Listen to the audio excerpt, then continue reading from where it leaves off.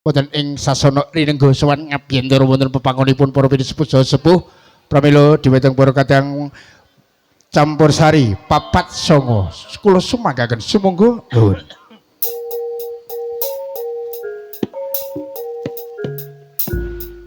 Kanthi jengkaripun Sang Sirat Maja Putri lenggah anggana raras wonten ing sasana rinengga sowan wonten pepanggonipun para pinisepuh sepuh.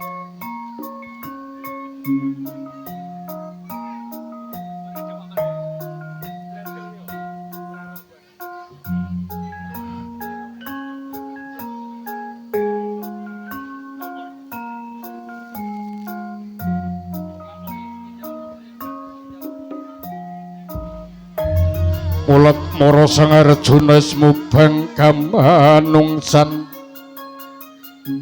nuwun kawula nuwun amit pasang kalimantapi sinapten ilmu bumi kalepatan telah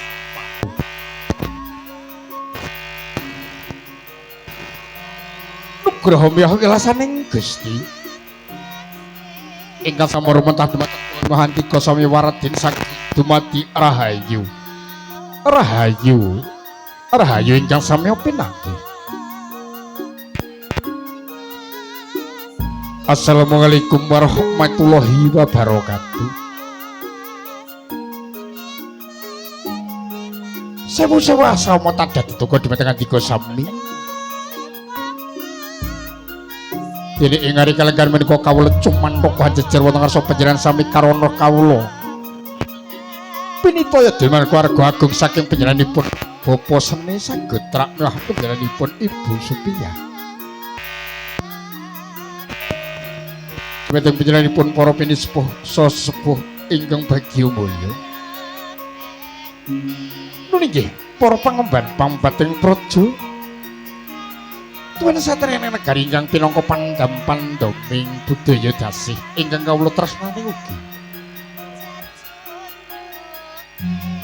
Wonten katalumpen malih dumateng panjenenganipun para wiku, para brahmana, para pinter ing saking manekung puja-puji astuti kanjeng wonten ngarsanipun Gusti ingkang kula tresnani ugi. Mriki dumateng panjenenganipun Bapak Yai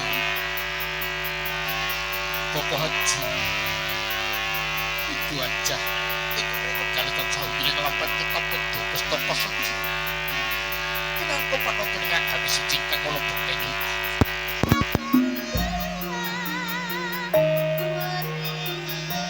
nulinge dumateng para pandherek saking panjenenganipun Bapak Jemaring saking Kadembangan Suren Sagotra rombongan para tamu undangan kakung Sumana Putri ingkang bagya mulya. Saderipun kawula matur wonten sapa panjenengan sami sumangga. Panjenengan sami kula jaraken atur puja puji syukur kunjuk wonten ngarsa dalem Allah Subhanahu wa taala hawit ing ari kalenggahan punika. Kula panjenengan sami saged makempal wonten bali wismanipun panjenenganipun Bapak Mas Seni. Miwah panjenenganipun Ibu Sutiyah kanthi karesnanipun sami kala lulus Arharjo Jayeng Bawana. Selawat sarta salam monggo kita sanjungaken dumateng junjungan kita panjenenganipun Kanjeng Nabi Agung Muhammad sallallahu alaihi wasallam.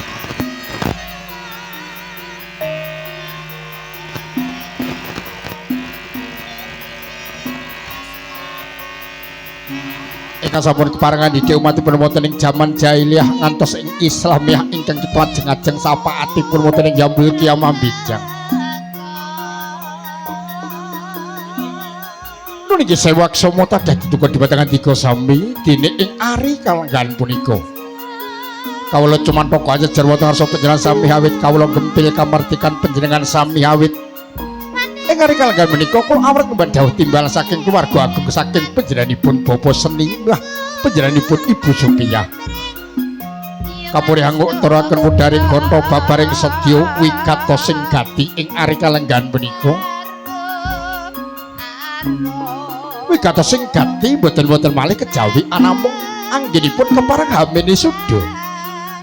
Nimas Ayu Dita Dwi Lestari miwah anak Mas Bagus Wahyu Muni Mugi-mugi kasembadani sedaya ing kalih sami kala anggenipun badhe mangun bebrayan agung. Lelumpan wonten madyaning bebrayan kalih sonering sami kala jeneng kuyung dening para pinisepuh sesepuh sedaya. Adicara prasaja ing ari kalenggan menika sampun rinupaka dening para kadang tenggo tepalih lingkungan ngampel gading riki kalih sonering ing sami kala pinataing padha tumataing padha mboten malih kejawi kawula pinitaya kapulih ngaturaken udaring gotha babaring sedya wikatos sing gati. Nggih ing ari kalenggan menika kanthi sarana jengkaring Sang Sirat Maja Putri ingkang sampun ngadi busana sampun paripurna mancorong tejaning Sang Dahayu kalamun Cinandra pindha widodari tumurun ana ing Madyapada kepareng kawin sudah dening panjenenganipun Eyang Pujangga.